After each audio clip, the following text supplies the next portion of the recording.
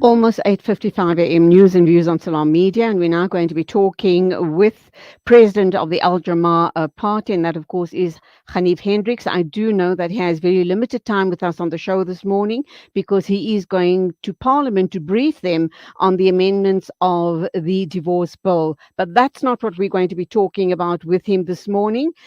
We are going to be looking at the stance of Al Jamah regarding Palestine's oppressed Muslims and Christians. Assalamu alaikum to you. Welcome to the program. Alaikum salam. Thank you very much.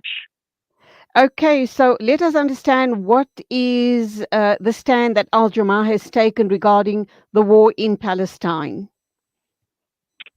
Look, as you know, that Al-Aqsa flood is the name of the campaign. It's a 40-day campaign that is started by Hamas, so that in 40 days' time, the desecration of Al-Aqsa Mosque should come to an end, because it's now decades that Muslims and Christians have been humiliated, and we are very concerned that the anger and the savagery of the Zionists have also now affected the Christian community. This morning, they blew up the third oldest church in the world, Christian church in the world.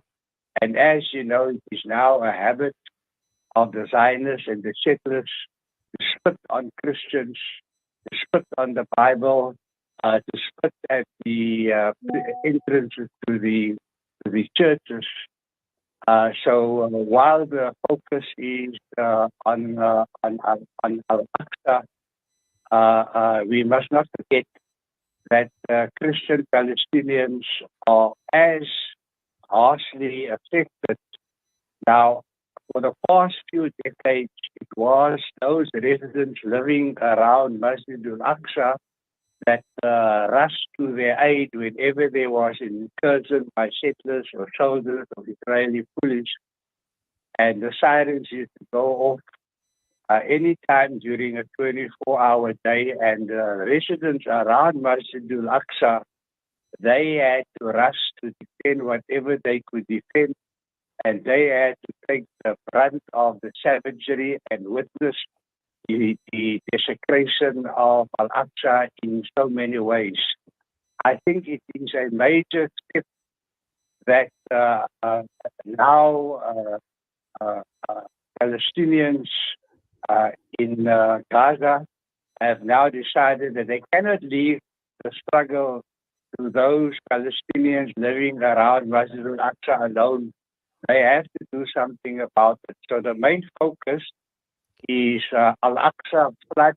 They will flood from Gaza over to Masjid al-Aqsa, and then make sure in that process, which is I think a 40-day process, now this has worried Palestinians in Gaza, in the West Bank, in Ramallah, that they are not doing as much as the Palestinians in Jerusalem to protect Masjid al-Aqsa.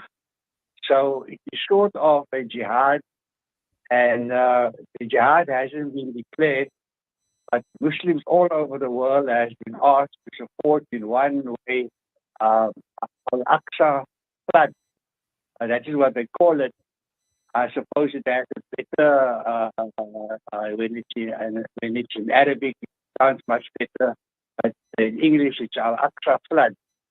So it is now time that Muslims all over the world support the Palestinians from Gaza to achieve this major breakthrough, because it cannot be that Muslims must be humiliated year after year when Masjid al-Aqsa, one of our three most important mosques, I don't want to say our third holiest mosque, I rather use the word one of our three most holiest mosques, has been desecrated to humiliate the Palestinians, to humiliate the Muslim world, and to humiliate all peace-loving humanitarians all over the world. And so that is how we see the struggle. There are other benefits there are other objectives which Hamas has in mind. They want to free the hundreds of children and women, elderly and fighters from Israeli and American and British jails. So they are looking at exchanging prisoners. They obviously do realize that this will be a long struggle. The other objective was to show that Israel and America is not invincible, and that Muslims can rise up to defend their holy places, no matter which part of the world they are.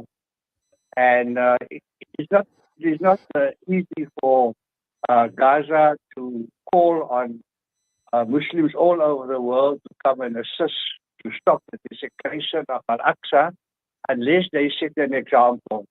So they've set an example. They've trained themselves for the last 6 years. The Hamas force, it's 120,000. They are as well trained as the Wagner forces in Russia, but obviously with different objectives. They don't have the same objective as the Wagner force in Russia. Their objective is to end the occupation and to free Masjid al-Aqsa. So it's two very simple objectives. And in the process, they also want to show the world Islam's humanitarian position when it comes to war, where women and children and the elderly and disabled are treated with respect. So the rules of engagement in war is being reset, and they now an understanding of this is what Islam stands for. Jama-ah stands with the Masjid al-Aqsa, it stands with Palestine, and it stands with Hamas. President of Jama-ah, Ganief Hendricks, thank you indeed for that statement this morning, and you go well. Shukran very much for your strong words of support for the people of Palestine. Assalamu alaikum to you. Alaikum salam wa rahmatullahi wa barakatuh. 2 after 9 o'clock, news and views on Salam Media, and we are now going to cross over to our news correspondent, and that of course is you, Zai Jadwat.